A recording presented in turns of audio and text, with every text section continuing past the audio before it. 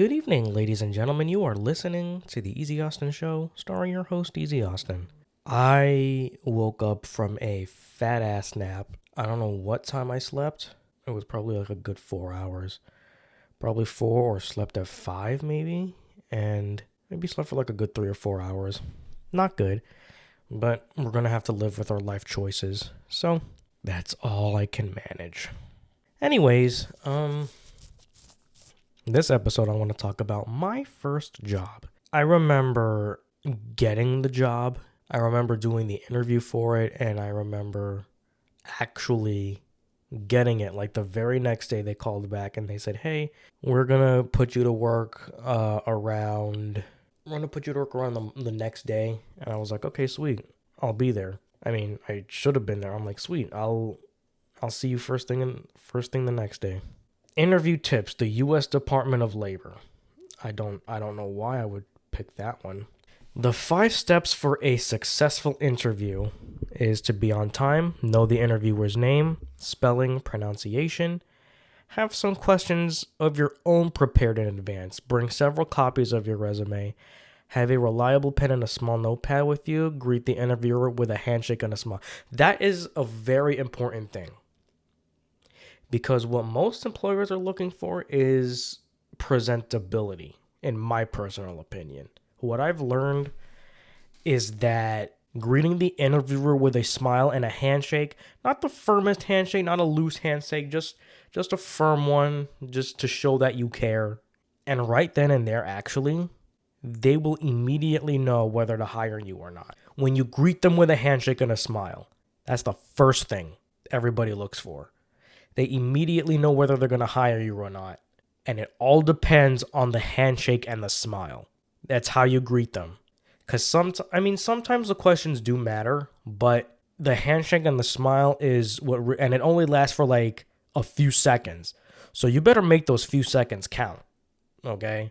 Be presentable, warm smile. Not the biggest smile, not a lazy smile, a warm smile.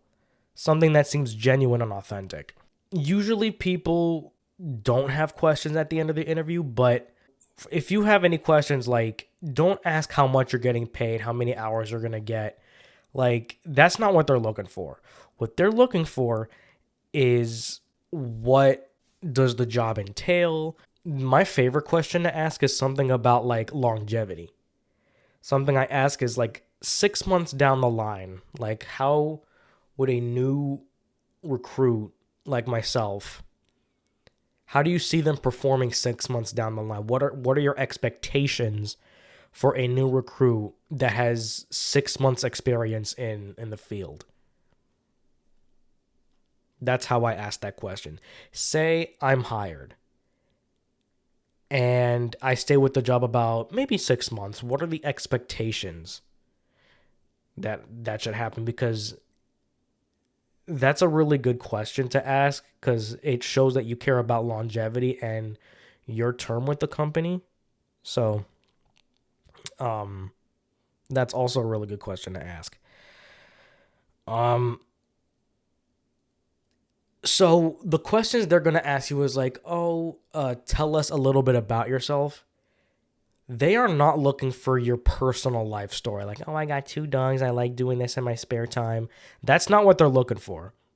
They're looking for like your work field, your careers, like your interests in college and your like education mostly. So when they tell a little bit about yourself, they want you to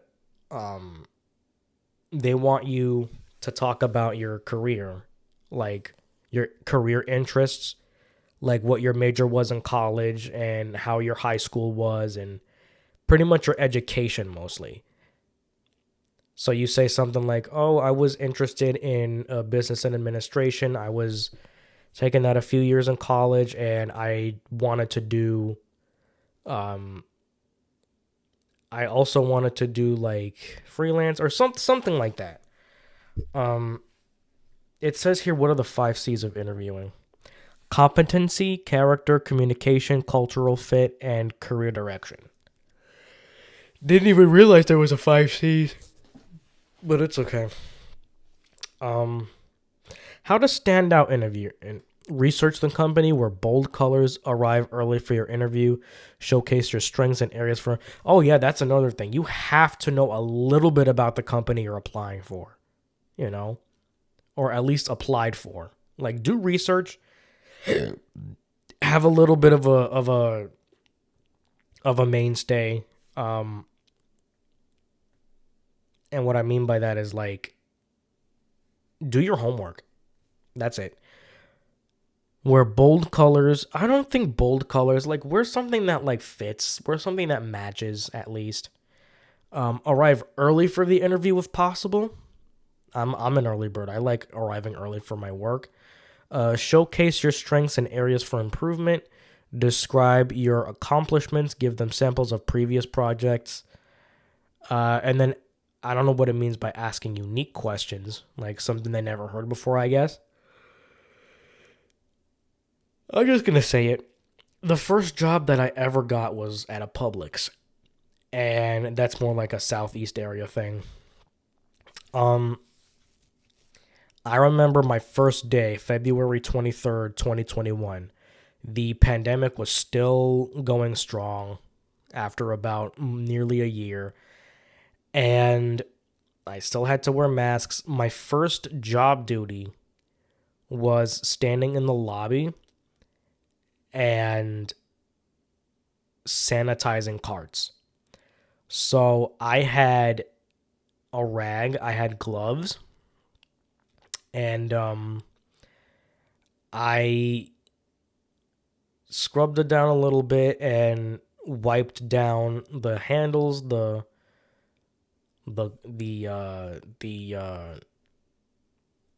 places of the car. I don't know what they're called, like the child seat, like the compartment where they seat the children. I had to scrub down that, and that was my whole entire shift. And I remember somebody, I think, I don't want to give out like full names because then they're gonna know who I am, and they're gonna find this and they're gonna know. Um,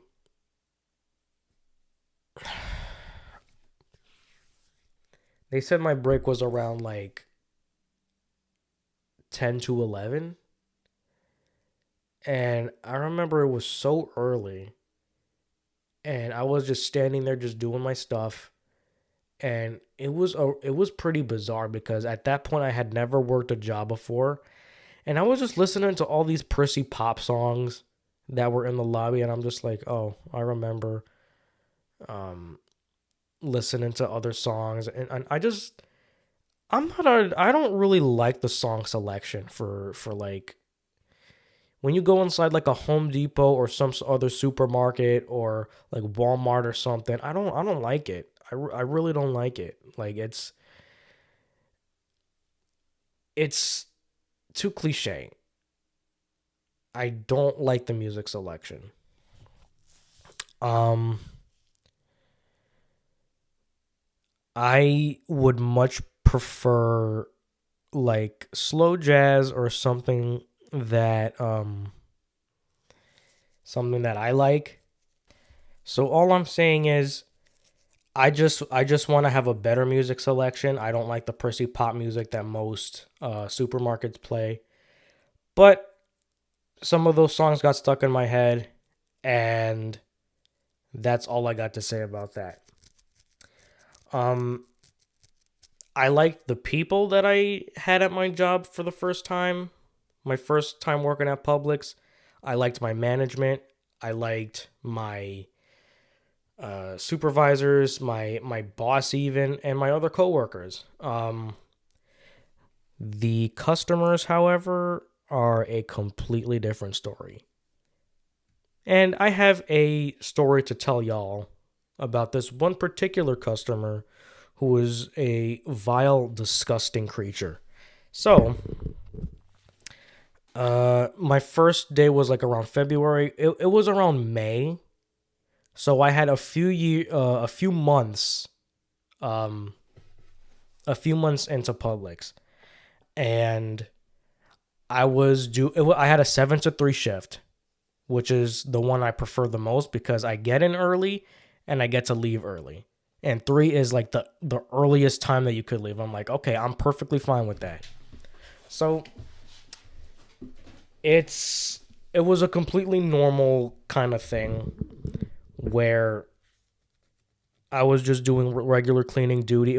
It's always after my break, which is around 10 o'clock to 11 o'clock. That's my break at the 10 o'clock hour. Then 11 o'clock is when I clock back in and I go do my cleaning duties.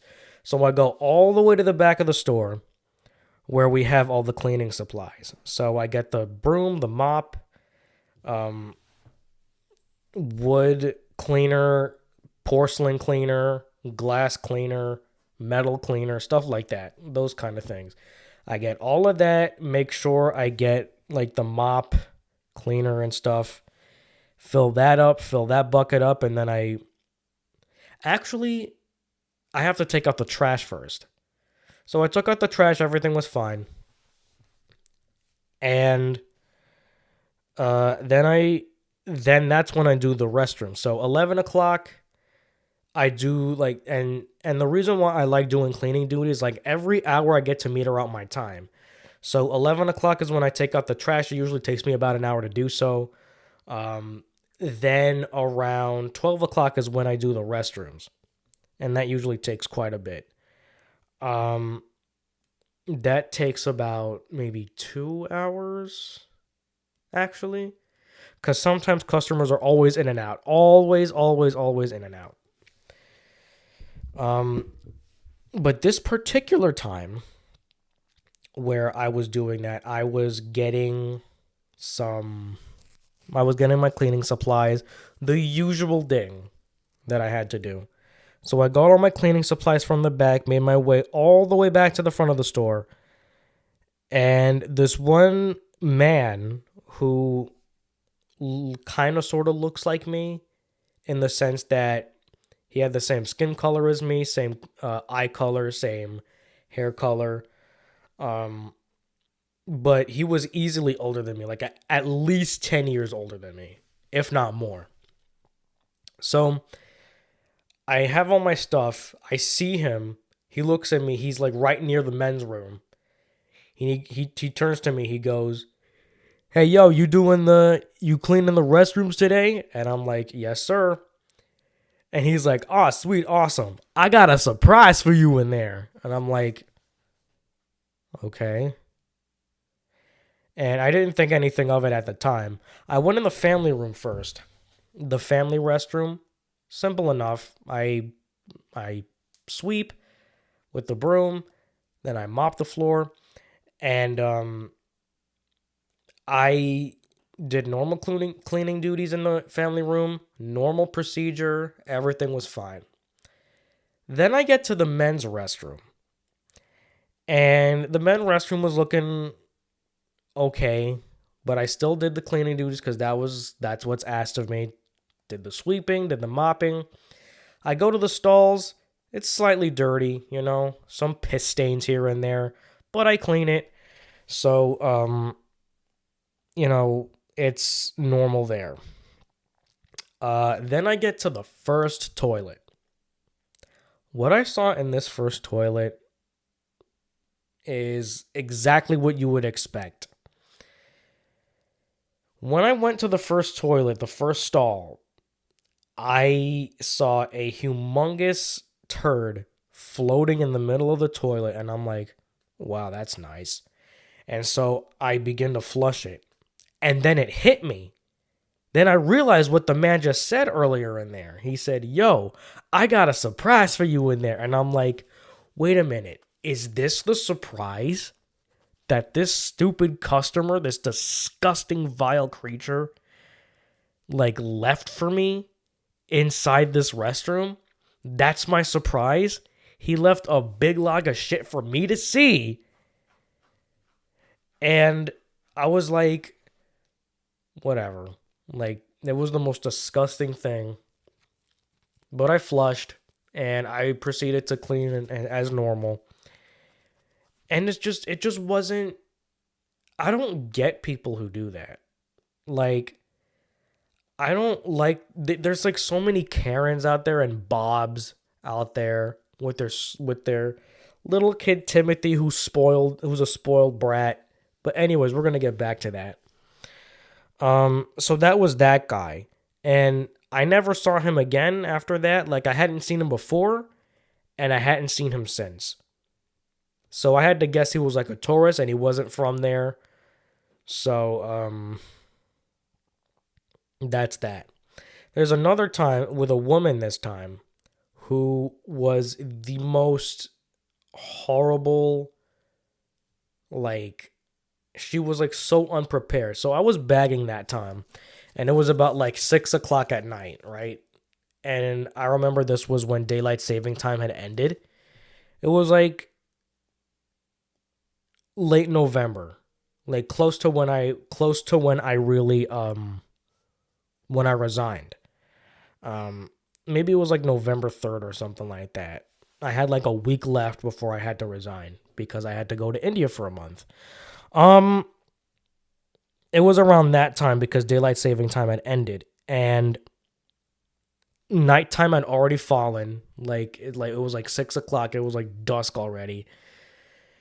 And this woman is like losing her mind because she has like easily like $200 worth of groceries in her freaking cart. Like it was, she had two cart. I think she had two carts full, and they were like full.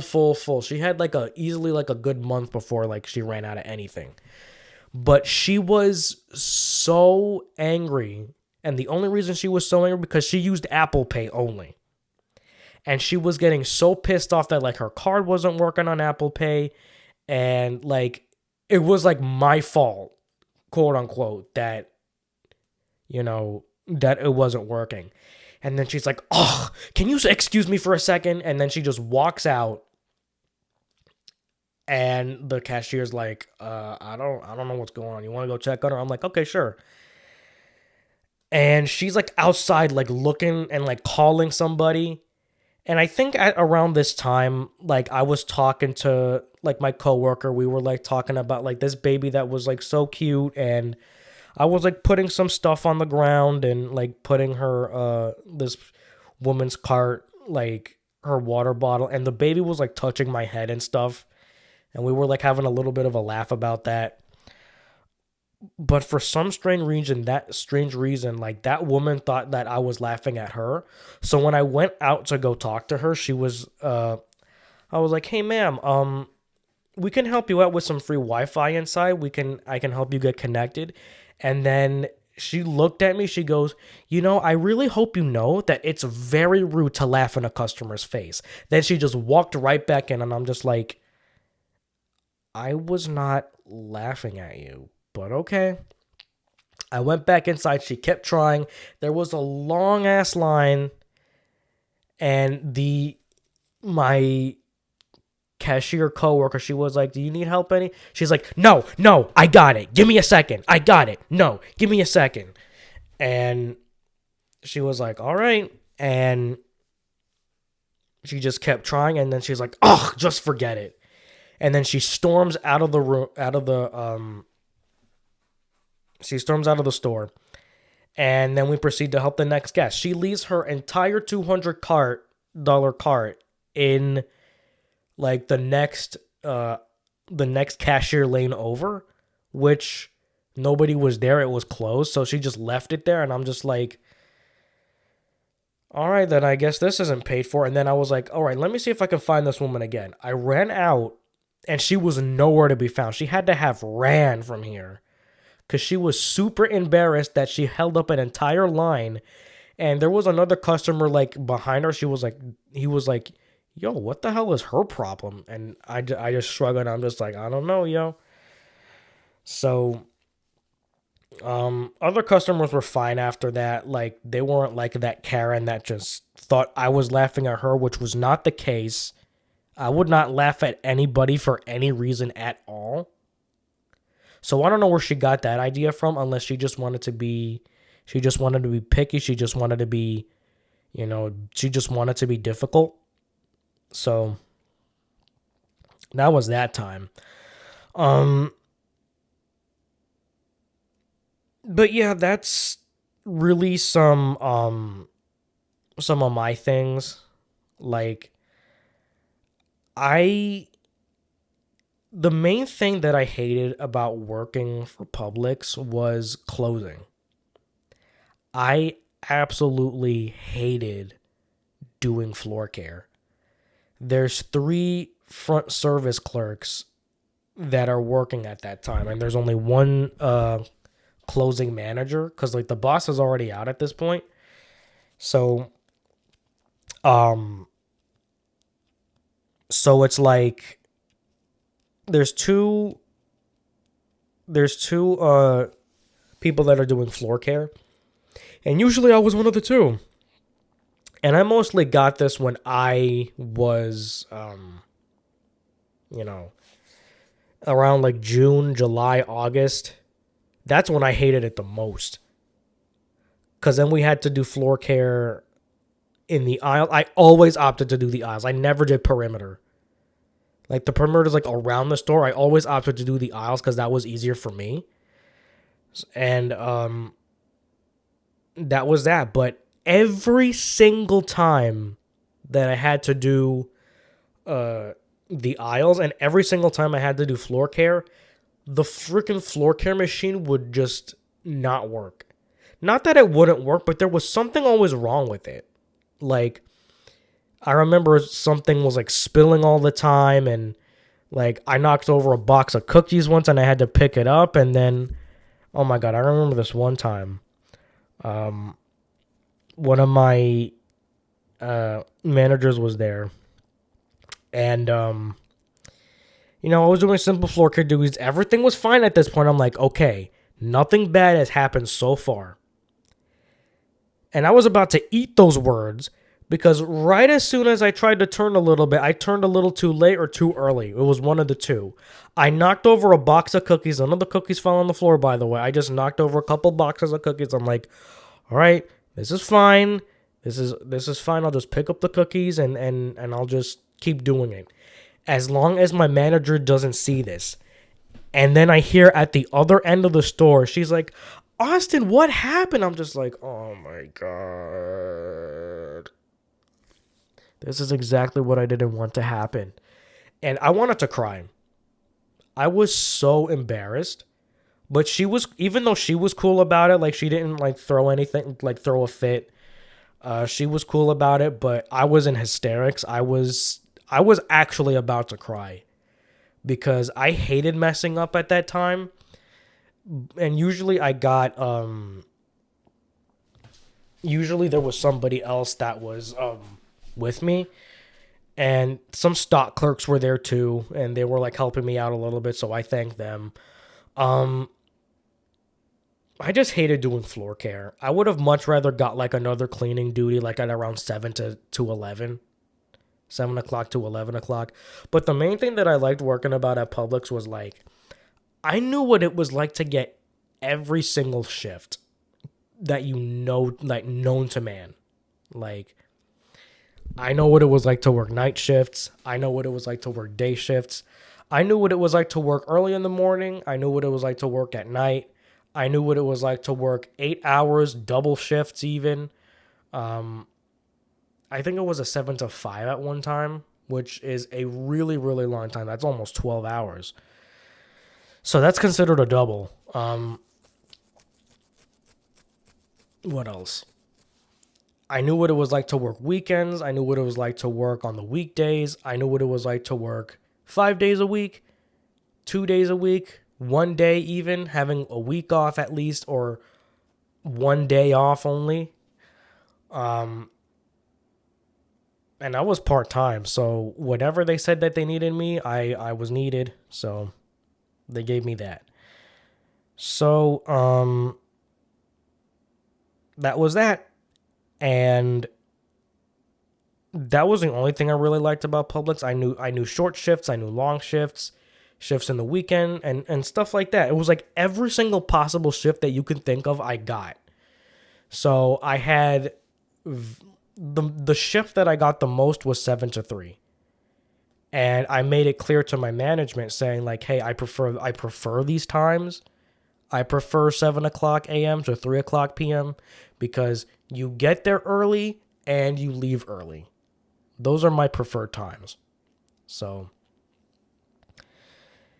at Disney, however, which is my second job now, which I actually prefer a lot better than any other job, even though Publix was my only other job. I actually, prefer that. 12 to 8 or 8:15 is like my usual, which isn't really bad at all because that's like around the time of, the dinner rush. And you learn so much about the like the parks, like how they work and how they run, what time it opens, what time it closes, um, and you just get a feel for everything. Like you get to go backstage, you get to look at everything that's happening around. Sometimes you see characters back there, sometimes you don't, and it's fine. Like I just prefer Disney more than any other job. Like if you are in like the Florida area, like Central Florida area, and you're looking for a job, try to apply to Disney, honestly. I know a lot of people have said that it's a horrible like company to work for. I feel like it's completely blown out of proportion. Now, I don't know if policies have changed since then. Like people are nicer now, but or if it's due to my position, but as far as everything that I've witnessed so far during my, I think, April, July, August, September, October, November, December, January, February, March, April. I've been working there. Tomorrow actually is going to be like 9 months. Today's the 17th. Even though this is going to come out on the 22nd, I think. Give me 1 second to check my calendar. The 22nd. It's the 22nd that this comes out. Um, I would have worked for Disney for 9 months. So imagine conception in July, and then I'll be born in April. That's my birth in Disney. My 9 months. Anyways, um, you get a feel for it. I prefer Disney all the time because I feel like when I resigned from Publix, I didn't really feel that bad. I didn't cry. I didn't miss any of my coworkers. I didn't miss management, even though they were good people. Like I didn't build like close friendships with them. But as far as for Disney, however, like I've developed much more close relationships with management, with even my boss and other coworkers, and even returning guests that have like annual pass for Disney. I hope I stay with them for a long time, but I know that I'm not going to be working there forever. So it'll be a sad day that that happens. Or who knows? I might stay if I end up getting full time. Who knows?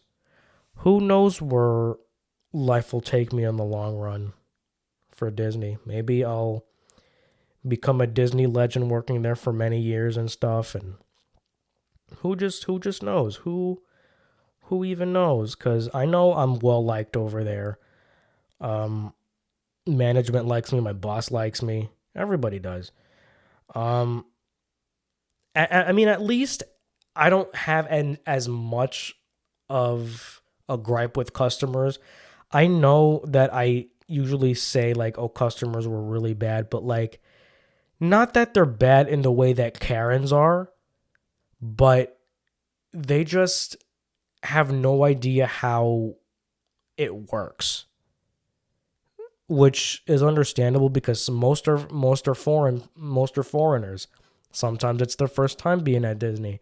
Sometimes it's their first time at the restaurant, even though they've been to Disney many times. They never got to go to the Brown Derby, so that's what it was. Um, and it's fine. Like, I get it. Not everybody understands. Like, it's a new concept to them.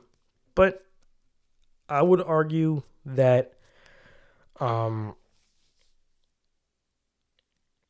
I would argue that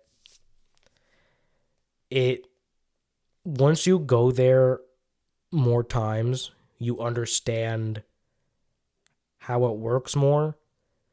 Cause I knew a lot of I know a lot more things now than I did when I first started, obviously. I mean, that's how it always goes, right? You don't know anything when you start out, right? I was so nervous to like start seating because there's so many tables there. So many tables that you have to keep track of. But they're numbered in specific ways, so I don't need my numbering my table numbers now anymore. I excuse me. I um I know all my table numbers, so I don't need the chart anymore, the seating chart. I never need the seating chart now. I have it all in my head now.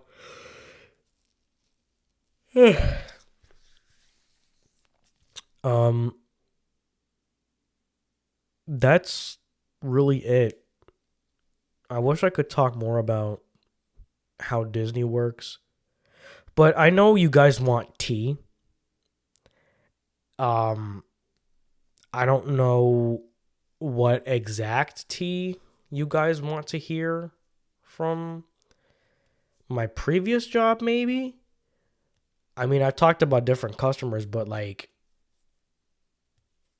I'm talking about like with management. Like, oh, I got a story. There was one time where I wasn't threatened to do floor care, but I remember like my manager pulled me aside and she asked me if I could stay a little bit longer to do floor care, and I'm just like, "Oh no, I don't like doing floor care." And it was because somebody had called out, and it was because somebody called out and there was only one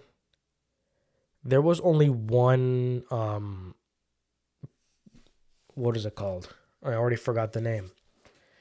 One clerk already, one front service clerk to do floor care, and he would have to do aisles and perimeter. I'm like, oh, I don't want him to do that. I don't like doing floor care, but it's much worse if somebody has to do it by themselves. And so I'm like, I don't want them to do that. I don't want them to do it by themselves. So I was like, I was reluctant, but I was like, okay.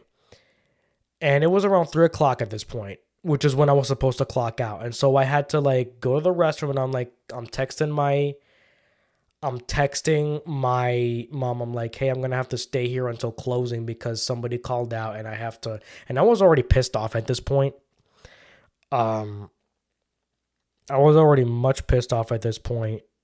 So I was like, sure. Then when it came time to do like floor care and stuff, there was already somebody else doing it. I'm like, and the manager that had talked to me previously had left, had like clocked out already for like their stuff. So I was like, okay, what's happening? So I I went to talk to another manager. I'm like, hey, I was offered to do floor care, but there's somebody else already doing it. Like, there's somebody else that's going to stay here for 11 o'clock. I'm like, and I've already been here for like past my clock out time. So I got like a couple hours overtime, and it's not about the money, but like, what about the hours that I wasted being here when I clearly shouldn't have been? Like, but it's just, then one of my managers was like, all right, I'll call them, and we'll see what happens. And so she was like, all right, you can clock. And I'm like, oh, thank you. And so I was angry already. I clocked out, and that was that. And this was like around the middle, like around like the middle time. Like, I had been working there for a while, but wasn't anywhere close to like when I had when I had resigned. So um that's that. Um that was bad.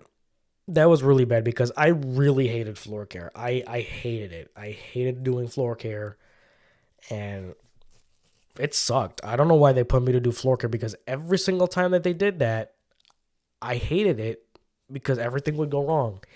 Every single time. I could get it like maybe one or two times something would go wrong, but every single time I do floor care, every single time it has to mess up. Like, come on, man. Like, at this point, if you see me doing it, you're like, yeah, I think we should get you to go home. I'm like, thank you. So, I mean, I wish I could vet my frustration out on those stupid machines, but